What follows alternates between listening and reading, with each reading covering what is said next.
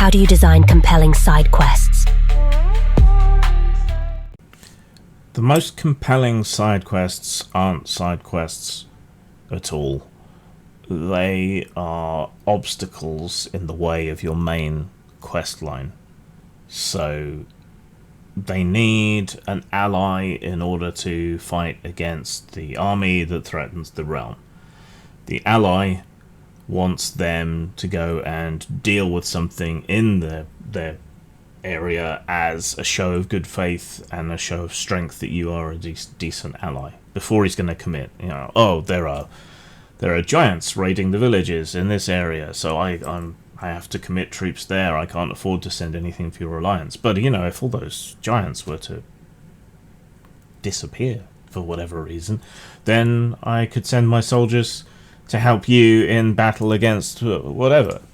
And so that side quest, going and dealing with these giants, becomes part of the main quest because you have to do the side quest in order to fulfill the main quest, or you have to do without that person's help.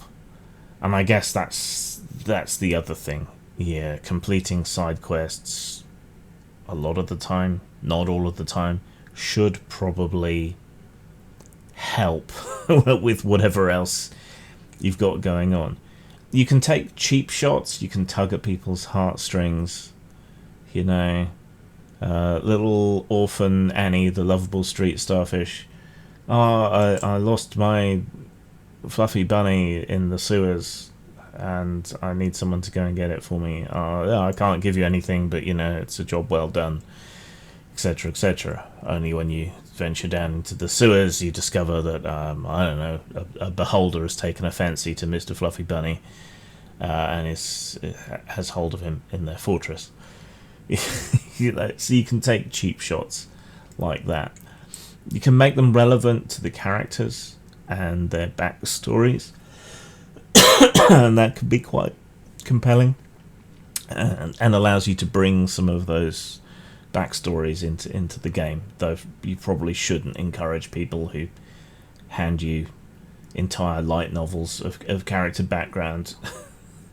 But still, it can they can target a few heartstrings for you to pluck at if they do give you a background, even if it's like bullet pointed or something. Or maybe they have an ally that they've taken a particular shine to, or a shopkeep that they've taken a particular shine to, and they can then ask a favour, and so to maintain the relationship with this NPC or whatever, but then they can follow up and do whatever it is. Side quests can be good filler for when you haven't got the next section of the main quest line sorted out, if there is even a main quest line. The art of just being kind of jobbing adventurers has been lost at a lot of tables, I think, in favour of the big quest. And that's a shame in some ways, I think.